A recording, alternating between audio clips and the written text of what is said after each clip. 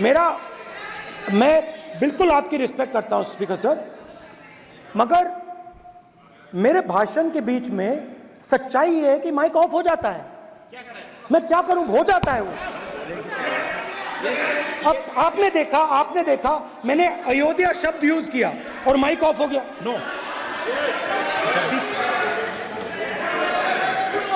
अरे ये प्रधानमंत्री मोदी जी के टाइम में आधा पैर आएगा क्या? तो अयोध्या ने राम भगवान की जन्मभूमि, प्लीज ब्रदर, राम भगवान की जन्मभूमि ने बीजेपी को मैसेज दिया और ये आपके सामने मैसेज बैठे हुए हैं। मैंने इनसे पूछा, कल कॉफी पी, इनसे मैंने पूछा बताइए ये हुआ क्या? बीजेपी ने राम मंदिर का इनॉग्रेशन किया, बोलने दीजिए, राम मंदिर का इनॉग्रेशन किया। अरे भाई आप हार गए, उसको सहन करिए। नाम बोलने की कोई जरूरत नहीं है, मैं भाषण दे रहा हूं, आप नहीं दे रहे हो। मुझे बोलना है जो बोलना है, मुझे नाम लेने की कोई जरूरत नहीं, मुझे जो बोलना है मैं बोलूंगा। तो अयोध्या ने मैसेज दिया और मैंने इनसे पूछा कि हुआ क्या, और इनका जवाब आया। मैंने उनसे पूछा कि आपको कब पता लगा कि आप अयोध्या में जीत रहे हो, और आपने कहा पहले दिन से मुझे पता था। सही बात। और मैंने कहा ये क्या हुआ? उन्होंने कहा राहुल जी, अयोध्या में एयरपोर्ट बना, अयोध्या की जनता से जमीन छीनी गई और आज तक उन्हें मुआवजा नहीं मिला है। उन्होंने कहा, सही बात, उन्होंने कहा कि अयोध्या में जो भी छोटे छोटे दुकानदार थे, जो भी छोटी छोटी बिल्डिंग्स थी, उन सारों को तोड़कर गिरा दिया गया और उन लोगों को सड़क पर कर दिया गया। इन्होंने यह भी कहा कि अयोध्या के इनॉग्रेशन में अयोध्या की जनता को बहुत दुख हुआ, क्योंकि इनॉग्रेशन में अदानी जी थे, अंबानी जी थे, मगर अयोध्या का कोई नहीं था। और ये कारण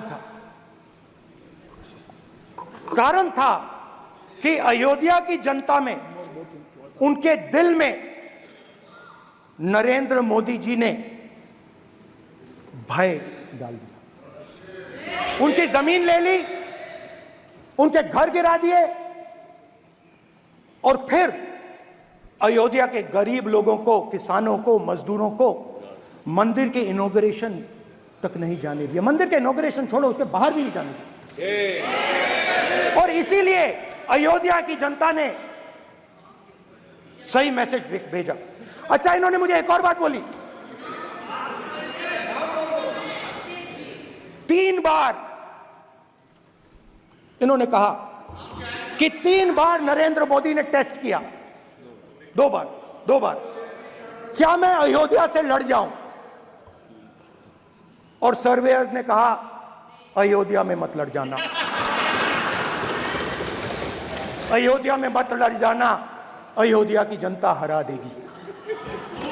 और इसीलिए प्रधानमंत्री वाराणसी गए और वहां बच के निकले।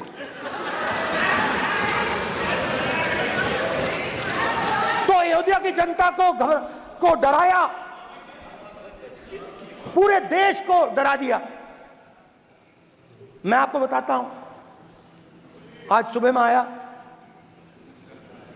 राजनाथ सिंह जी ने मुस्कुरा के मुझे नमस्ते की, और मोदी जी बैठे हैं, मुस्कुराहट नहीं, सीरियस, नमस्ते भी नहीं करते, कहीं मोदी जी ना देख लें, प्रॉब्लम हो जाएगी। वही कहानी गडकरी जी की है, सच्चाई है। अरे भाई अयोध्या की जनता को छोड़ो, ये तो बीजेपी वालों को डराते हैं।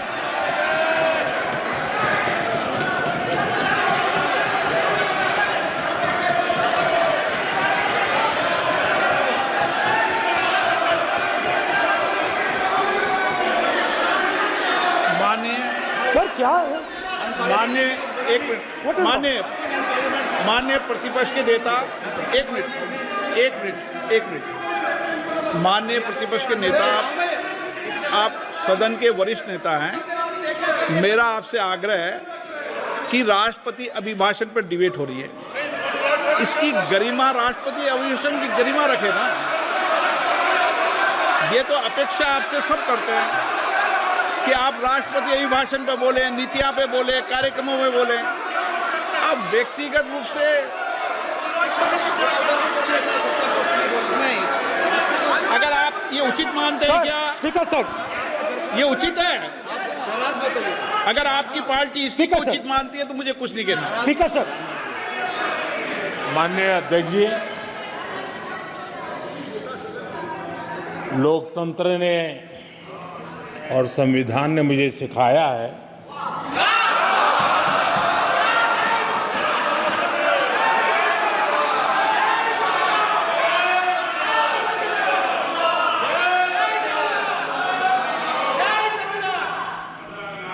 कि मुझे विपक्ष के नेता को गंभीरता से लेना चाहिए।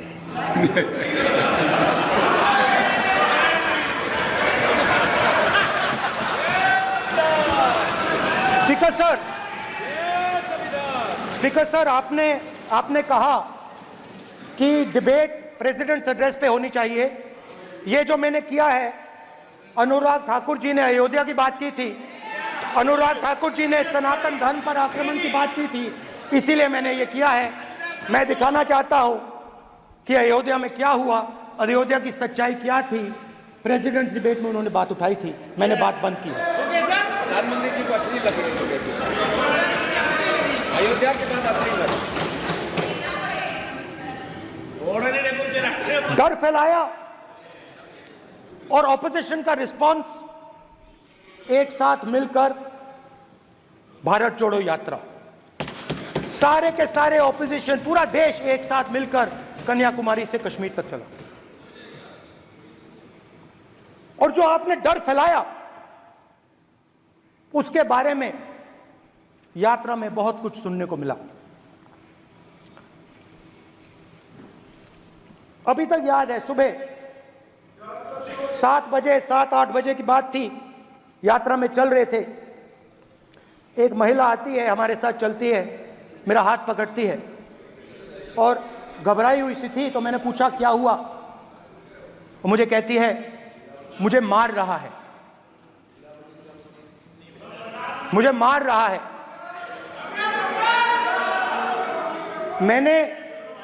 मैंने पूछा कौन मार रहा है, कौन मार रहा है? बेटी बचाओ, बेटी की दुविधा सुनाई दे रही, बेटी का दर्द नहीं सुनना चाहते, भारत की महिलाओं का दर्द नहीं सुनना चाहते। मैंने पूछा कौन मार रहा है, कहता है मेरा पति मार रहा है। मैंने कहा क्यों?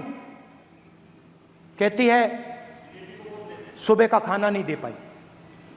मैंने कहा क्यों? खरीद नहीं पाई, महंगाई है, महंगाई है, खरीद नहीं पाई, खाना नहीं पका पाई, इसलिए मुझे मार पिट रही है। मैंने कहा बहन क्या करूं, कैसे आपकी मदद करूं? कहती हैं आप कुछ मत कीजिए, आप कुछ मत कीजिए, आप सिर्फ ये बात याद रखिए कि महंगाई के कारण हिंदुस्तान में हजारों महिलाओं को सुबह पीटा जा रहा है। उसके शब्द हैं, मेरे शब्द नहीं हैं। गैस सिलेंडर, महंगाई, तो आपने गरीबों को, महिलाओं को डराने का काम किया। शिव जी कहते हैं डरो मत, डराओ मत। आपने हिंदुस्तान की महिलाओं को महंगाई से हर रोज डराया है। कुछ दिन पहले मैं पंजाब में अग्निवीर के परिवार से मिला। सुनिए अग्निवीर के परिवार से मिला। छोटा सा घर था, छोटा सा घर था।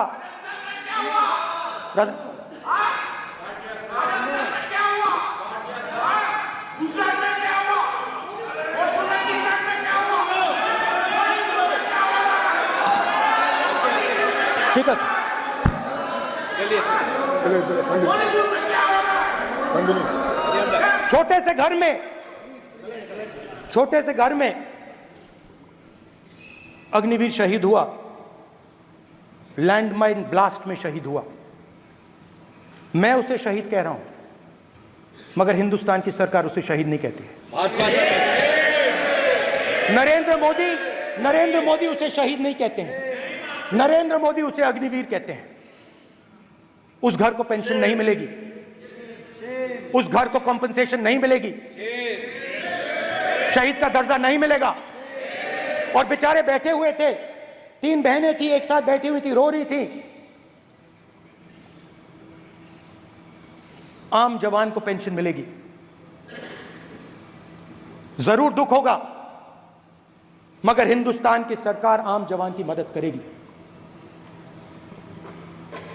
मगर अग्निवीर को जवान नहीं कहा जा सकता। अग्निवीर यूज एंड थ्रो मजदूर है। और आप उससे कहते हो, उसको आप 6 महीने की ट्रेनिंग देते हो, 6 महीने की ट्रेनिंग देते हो। दूसरी तरफ चाइना के जवान को 5 साल की ट्रेनिंग मिलती है। राइफल लेकर उसके सामने खड़ा कर देते हो, उसके दिल में भय पैदा करते हो। एक जवान और दूसरे जवान के बीच में फूट डालते हो कि एक को पेंशन मिलेगी, एक को शहीद का दर्जा मिलेगा, दूसरे को नहीं मिलेगा। और फिर अपने आप को देशभक्त कहते हो। ये कैसे देशभक्त हैं?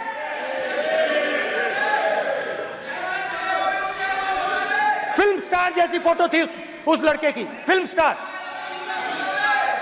बॉलीवुड स्टार की फोटो थी। मैं सोच रहा था, देखो इस युवा ने जान दी। स्पीकर सर,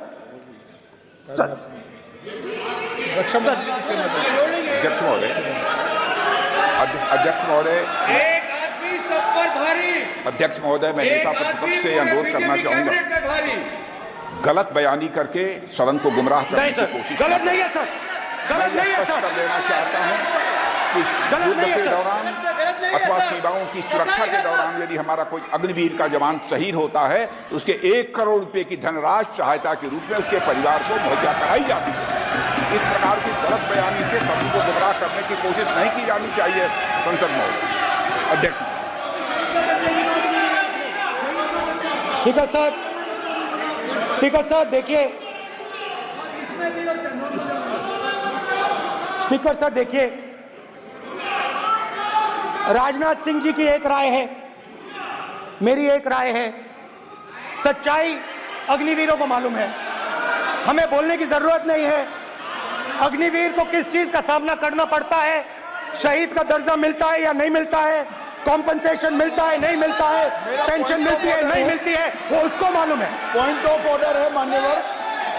अब सदन के सामने 2 स्टेटमेंट हुए, एक हुआ विपक्ष के नेता का, दूसरा हुआ माननीय राजनाथ सिंह जी का, रक्षा मंत्री जी का। ये कहते हैं कि 1 करोड़ रुपया नहीं मिलता है। श्री राजनाथ सिंह ने अधिकृत रूप से कहा कि मारे जाने वाले अग्निवीर को जो शहीद होता है उसको 1 करोड़ रुपया मिलता है। उनको फैक्चुअल पोजीशन सदन पर रखनी चाहिए मान्यवर। ये सदन झूठ बोलने की जगह नहीं है मान्यवर, यहाँ सच बोलना चाहिए। और अगर ये नहीं रखते हैं तो उनको ये सत्यापन नहीं करते अपने स्टेटमेंट का तो उनको सदन और देश से और अग्निवीरों से माफी मांगनी चाहिए माननीय।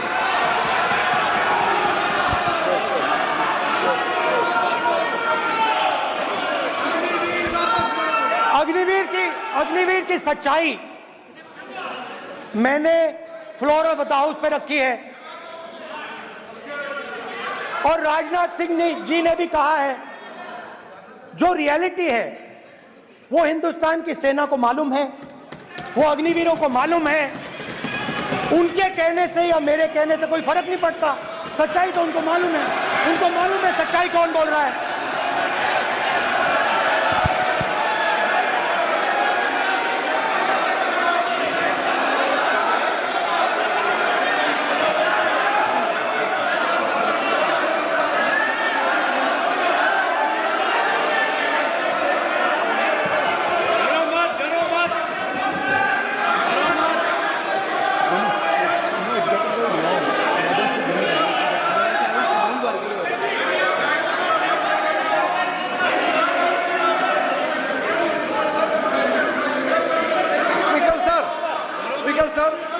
अभी मेरा छोटा सा अनुरोध है, क्योंकि सर ये विषय गंभीर है और अभी माननीय गृह मंत्री जी ने जो बात रखे हैं कि 2 स्टेटमेंट जो रक्षा मंत्री जी ने बताया सदन को और माननीय विपक्ष के नेता राहुल गांधी जी ने जो स्टेटमेंट रखा है, इसमें इन्होंने जो कहा है कि रक्षा मंत्री बोलने से क्या फर्क पड़ता है, इतना हल्का फुल्का कैसे स्टेटमेंट दे सकता है लीडर ऑफ ऑपोजिशन।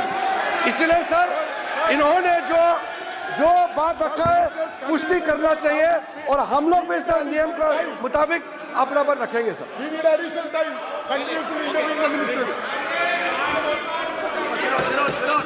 और स्पीकर सर स्पीकर सर, देश की सेना जानती है, पूरा देश जानता है कि अग्निवीर स्कीम सेना का स्कीम नहीं है, पीएमओ का स्कीम है। और पूरी सेना जानती है कि स्कीम प्राइम मिनिस्टर का ब्रेन चाइल्ड था, स्कीम सेना का ब्रेन चाइल्ड नहीं था। जैसे नोटबंदी की गई वैसे ही आर्बिट्री तरीके से। अध्यक्ष महोदय,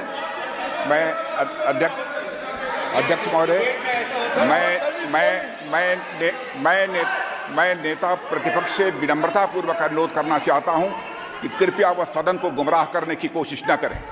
अग्निवीर योजना के संबंध में बहुत सारे लोगों से 158 ऑर्गेनाइजेशन के साथ सीधा संवाद स्थापित हुआ है, उनके सुझाव लिए गए हैं, तब यह अग्निवीर योजना लाई गई है और बहुत सोच समझकर यह योजना लाई गई है। और मैं यह भी स्पष्ट कर देना चाहता हूं, इस प्रकार की योजनाएं दुनिया के कई देशों में है, यूएस में है, यूके में है, वहां पर किसी को कोई किसी प्रकार की आपत्ति नहीं है।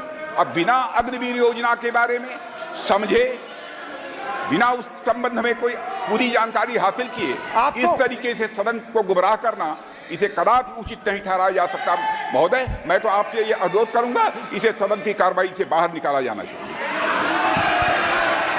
आपको देखिए, सिंपल सी बात है स्पीकर सर, इनको अग्निवीर अच्छा लगता है, आप उसको रखिए, हम उसको बदल देंगे, हटा देंगे। सिंपल सी बात है, हमारी सरकार आएगी, अग्निवीर को हम हटा देंगे, क्योंकि हम सोचते हैं कि अग्निवीर सेना के खिलाफ है, जवानों के खिलाफ है, देशभक्तों के खिलाफ स्कीम है। हम इस स्कीम को नहीं चाहते।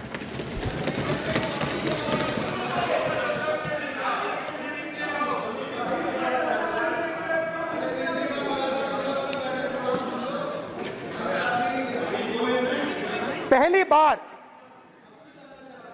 हिंदुस्तान की हिस्ट्री में जनता से स्टेट्स छीने गए हैं।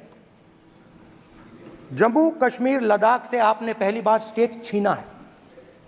मणिपुर को आपने सिविल वॉर में डुबा दिया है। मणिपुर को आपने और आपकी योजनाओं ने, आपकी पॉलिटिक्स ने जला दिया है। और आज तक हिंदुस्तान के प्रधानमंत्री मणिपुर नहीं गए हैं। ऐसा लगता है कि मणिपुर हिंदुस्तान का प्रदेश नहीं। प्रधानमंत्री के लिए मणिपुर स्टेट ही नहीं है। मणिपुर में सिविल वॉर हो ही नहीं रही है। और एक बार बयान दिया हमने, मतलब प्रेशर लगाया, हम गए, हमने प्रधानमंत्री से कहा एक मैसेज दे दीजिए, मणिपुर चले जाइए, जनता की वहां रक्षा कीजिए। नहीं,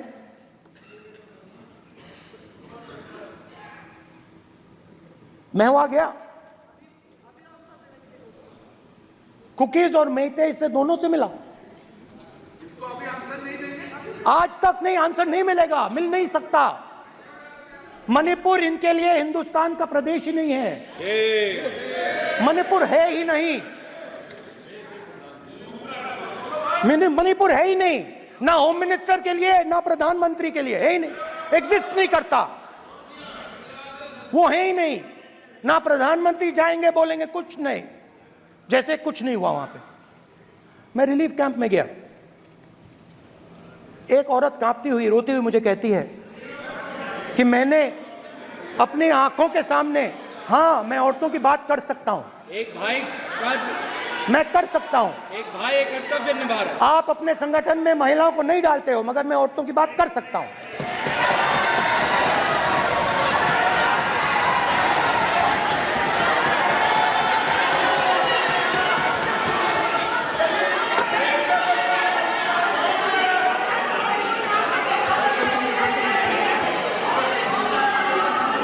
मुझे कहती है मैंने